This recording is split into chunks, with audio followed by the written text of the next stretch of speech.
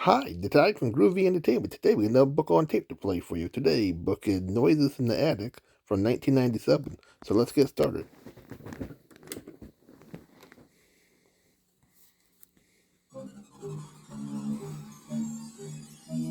Welcome, boys and girls.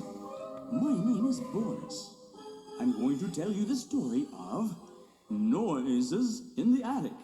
You can read along with me in your book. Every time you hear me play the organ like this, it's time to turn the page. Have a good scare.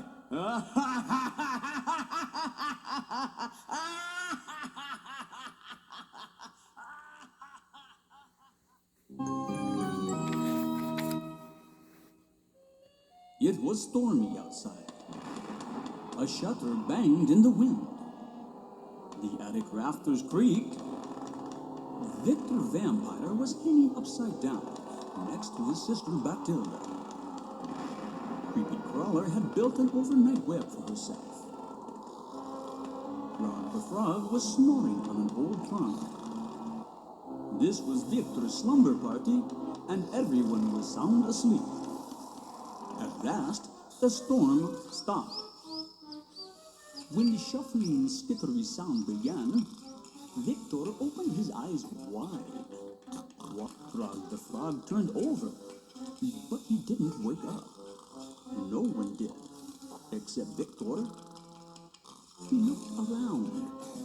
He looked to his right, then to his left. Finally, he stared upward, past his feet, toward the roof. What a strange noise. What was out there?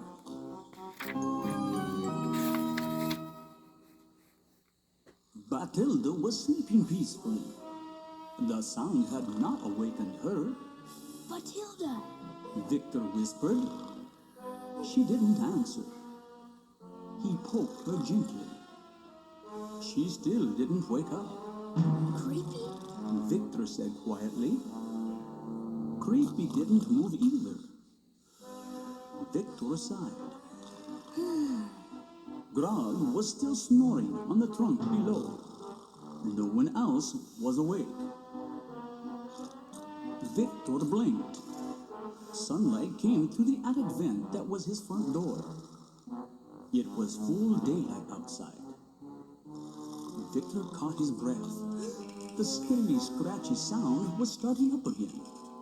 Something was on the roof, and it was trying to get in.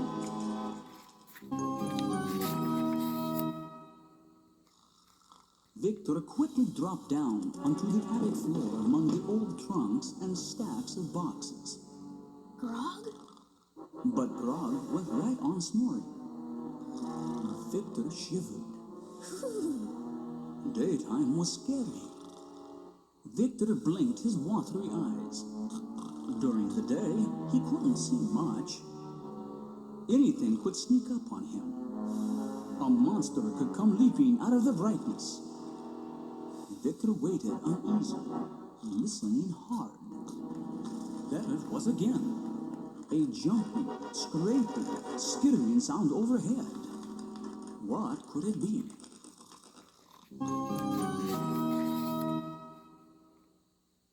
Suddenly, the noise stopped. The silence went on so long that Victor climbed back up to hang beside his sister on the rafter. He even closed his eyes and tried to go to sleep. But then, the sound began once more. It was like claws on the roof shingles. Bathilda? Victor poked his sister with his wingtip. What? Bathilda mumbled sleepily. I hear something. Victor said. But Bathilda went back to sleep. Creepy Crawler didn't move, and Grog was still snoring softly. The clawing noise got a little louder.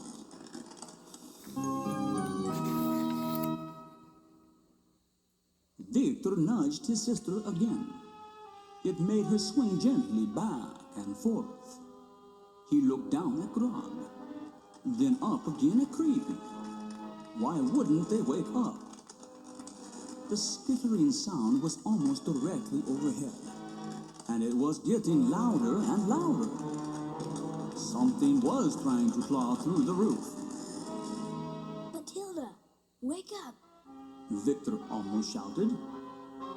She opened her eyes. What's wrong? Creepy stretched her legs and blinked. Why are you yelling, Victor? Grog's snoring stopped, and he opened his big, bulging eyes. What's wrong, Victor? Shh. Listen, Victor hissed. I hear something. Batilda folded her wings across her chest. She swung back and forth, glaring at him. Victor waited and waited. There was nothing for anyone to listen to. The noise had stopped.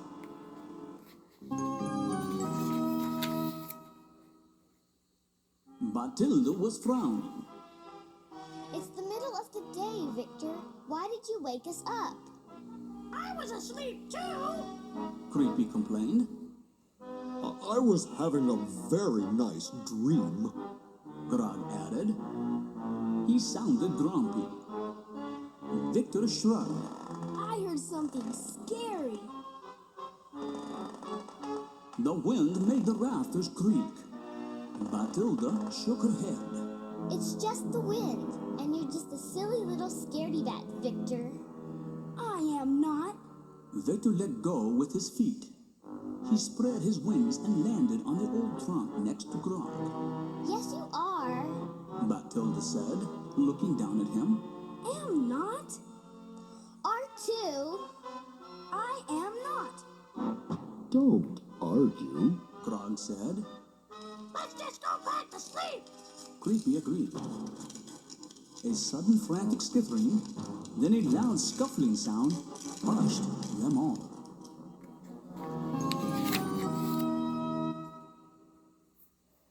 Tap, tap, tap, tap. The noise was directly above their heads. Victor crouched down, looking up. Batilda flew in a circle around the attic. Grog jumped to the floor and hid in a pile of old curtains. Creepy went to the center of her web and held very still. The tapping got louder. It was a sharp, noisy, awful sound. Some terrible monster was trying to break through their roof.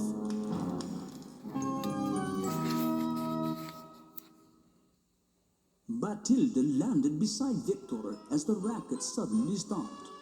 What was that? She demanded. Victor shook his head. I don't know. Grog peeked from beneath the curtains. It sounded like something big. Something big and angry and mean. Creepy said from her web. Victor was scared, but Batilda was staring at him. So were Creepy and Grog. It was time to prove he wasn't a scary bat. I'll go look. He said, trying to keep his voice steady.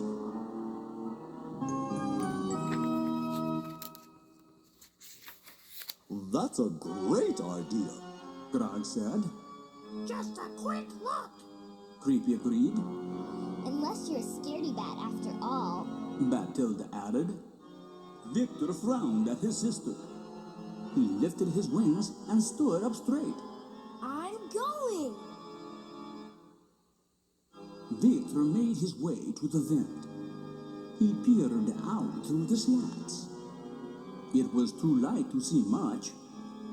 He could barely make out the shape of the trees in the backyard.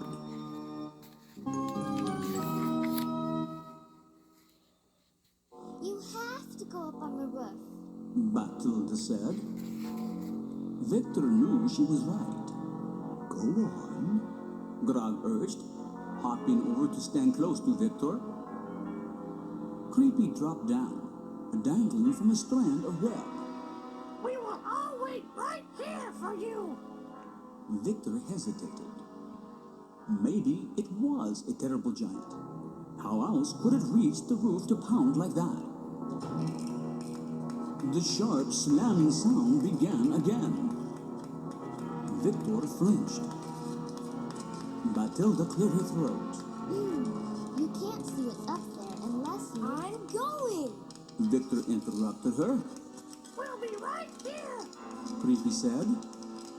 Grog hopped backward to give him room.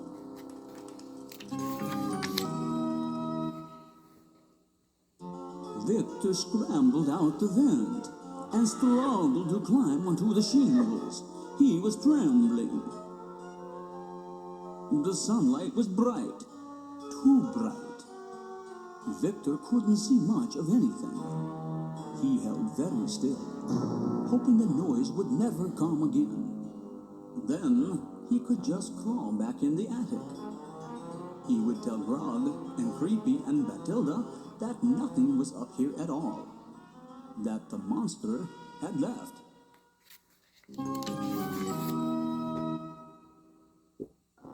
Suddenly, the hammering was so loud and so close that Victor wobbled on the edge of the roof. He felt the shingles vibrating. There was a blurry shape in the blinding sunlight. Victor watched as it rose up, then came back down. The monster was strong and loud, and it had huge wings too. Victor was shaking all over now. The monster's tail stuck almost straight out. Its feet made a skittering sound when it moved on the roof. When it flew, it was silent. When it bit down, the pounding began again. Get away from here! Victor screamed. The monster came toward him.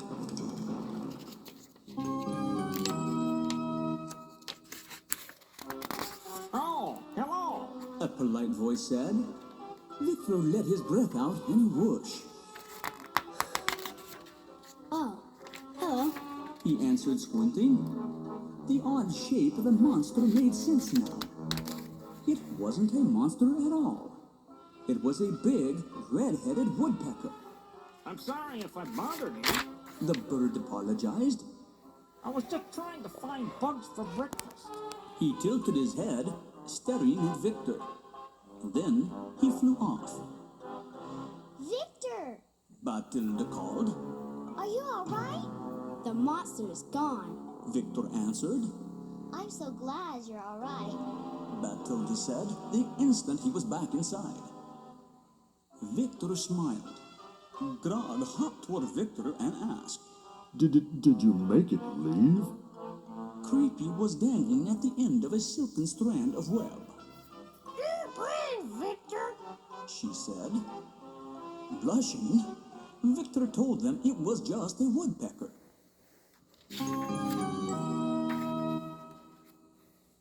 But you didn't know that when you went out there. Creepy said. It could have been a monster. Grog agreed. A scaredy bat wouldn't have gone at all. Batilda said. Victor felt better. Hooray for Victor! Creepy said, climbing back up to her web. Grog stretched out on the trunk. Victor settled upside down next to Batilda. Everyone was smiling at him. He felt terrific. After a moment, he yawned and closed his eyes. What a wonderful slumber party!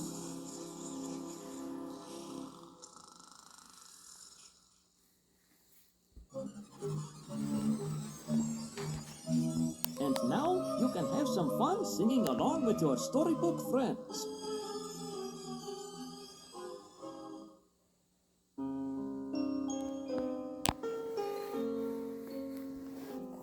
When it's late at night and you hear a spooky sound, don't be scared or even afraid. Stay in bed, cover up your head. If you hear the noise again, try to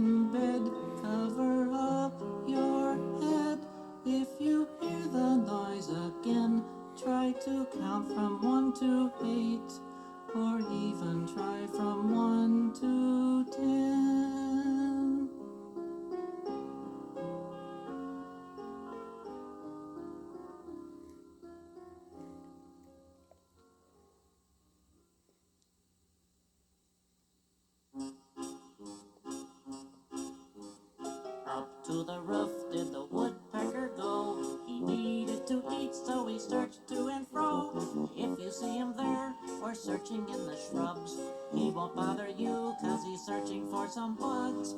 He found some bugs that tasted good. So jump, jump, jump. He tore up the roof. If you see him there or searching in the shrubs, he won't bother you, 'cause he's looking for some bugs. Up to the roof did the woodpecker go. He needed to eat, so he searched to and fro. If you see him there or searching in the shrubs, he won't bother you, 'cause he's searching for some bugs. He found some bugs that tasted good. So jump, jump, jump. He tore up the roof. If you see him there or searching in the shrubs, he won't bother you, 'cause he's looking for some bugs.